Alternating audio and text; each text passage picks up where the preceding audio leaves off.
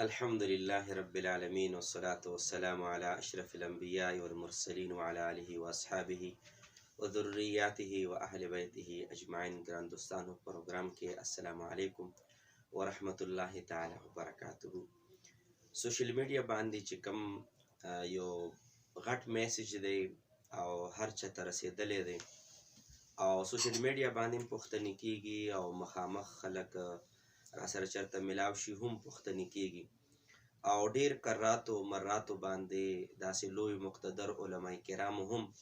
په موبایل باندې په دې موضوع باندې بحث مباحثه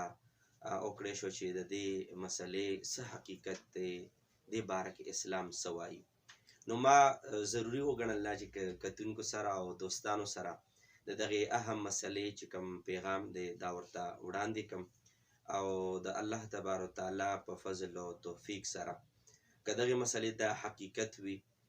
نو دا به تاسو قبول کړئ او که چېرې علما کرامو څه تحفظات څه ګزارشات وي هم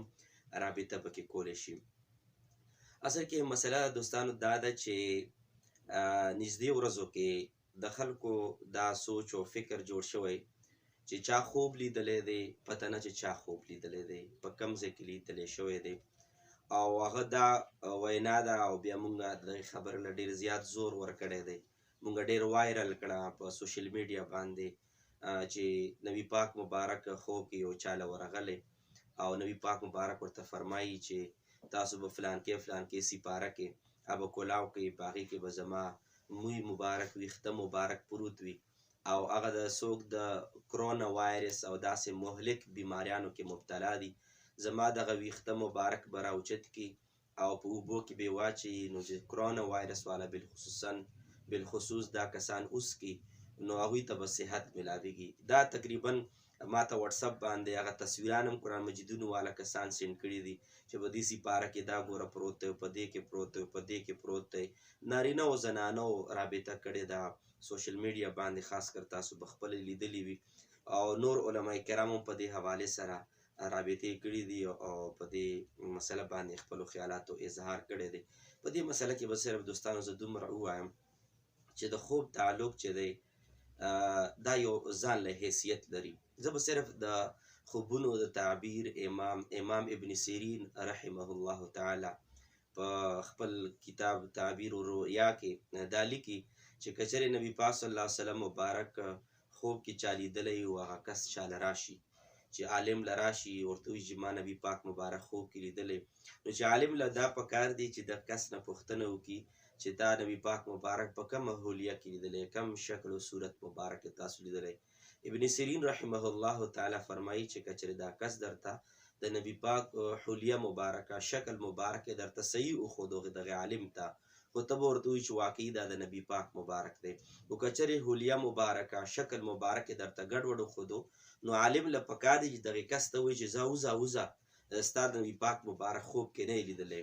امام ابن سیرین رحمت الله علیه علما فرمایي دا خبره د دې دپاره کړې ده چې خلک هسې نه چې دروغ جوړ کړي چې ما نبي پاک مبارک په خوب کې لیدلی. نو ځکه امام ابن سیرین رحمت الله علیه دومره سختي وفرمایله چې د خوبونو د تعبیرونو امام ګڼلی کېږي چې علما کرامو ته واضحه ده. نو غرض مې دا دی چې د نبي پاک مبارک خوب کې لیدلی دی، چا لیدلی دی، څنګه یې لیدلی، څنګه ارشاد فرمایلی دي. او دا هم علما فرمایي چې که چېرې نبي پاک مبارک خوب کې څوک وویني لکه څنګه فتاوجاتو لیکلي او ده ته دغې خوب والې ته حکم وکړي چې دا یو کار وکړه، نو آیا په ویښه باندې به هغه کار کوي که نه به کوي؟ علماو تفصیل لیکلی چې هغه کار که چېرې نبي پاک مبارک ورته کوم حکم فرمایلی وي علماو نه به لاړ شي، علماو نه به رای واخلي، مشوره به واخلي، قرآن و حدیث به علما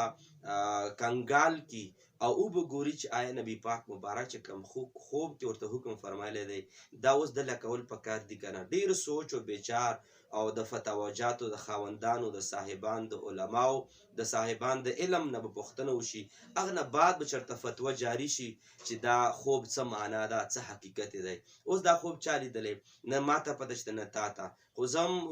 وایس کوم او ویډیو کوم چې داسې او بل هم کوي خو چا ته پته نه لګي. ما عوامو سره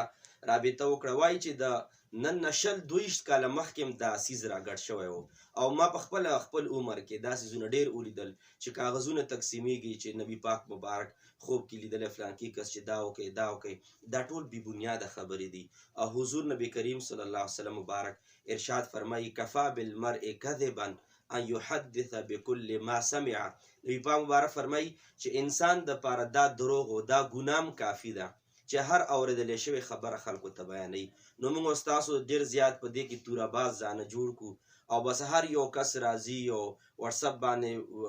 وایس کوي یا ویډیو جوړوي او خلکو ته ورسینډ کوي چې زه په دې ثواب کې شریک شم. ولې مونځ او د ثواب نه دی، ولې تلاوت ثواب نه دی، ولې ذکر اذکار ثواب نه دی. که چېرې یو خوب له مونږ دومره ترویج ورکوو، که چېرې مونږ خپل قرآن کریم له دومره ترویج ورکړی وی چې قرآن کریم فرقان حمید کې رب العالمین ارشاد فرمایي یا ایها الناس قد جاءکم، ای مؤمنانو تاسو ته راغی موعظة من ربکم وشفاء، تاسو طرف ته یو نصیحت والا کتاب راغی وشفاء لما فی الصدور، او تاسو له داسې کتاب راغی چې ستاسو په زړونو کې څه پراته دي بدنونو کې هغې کې ستاسو دپاره قرآن کریم کې شفا پرته ده. نو موږ له د قرآن نیول پکار دي چې هغې کې شفا پرته ده. شفا د قرآن کریم نه اخیستل پکار دي، صرف په خوبونو باندې کار نه کیږي چې دا څیز موږ دومره عام کوو. نو پکار دی چې موږ دا عام کړو چې قرآن څه فرمایلي، او قرآن دا فرمایلي چې شفا په قرآن کریم کې پرته ده. علما دغه آیات مبارک لاندې لیکي چې ظاهري شفا هم پکې پرته ده، باطني شفا هم پکې پرته ده، قلبي شفا هم پکې پرته ده، ظاهري امراضو شفا هم پکې پرته ده، د عقایدو د امراضو شفا هم پکې پرته ده، د ګناهونو نه شفا هم پکې پرته ده. او تیر په تیره باندې به زه پروګرام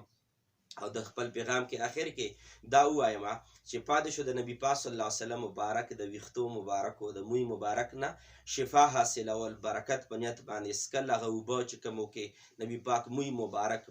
ملاو شي بالکل هغه لکه څنګه امام بخاري په خپل صحیح البخاري کې ام سلمه رضی الله تعالی عنها نبی پاک مبارک بیبي مبارک ده هغې سره نبی پاک مبارک یو ویښته مبارک او هغه یې د سپینو زرو یو بوتل کې اچولی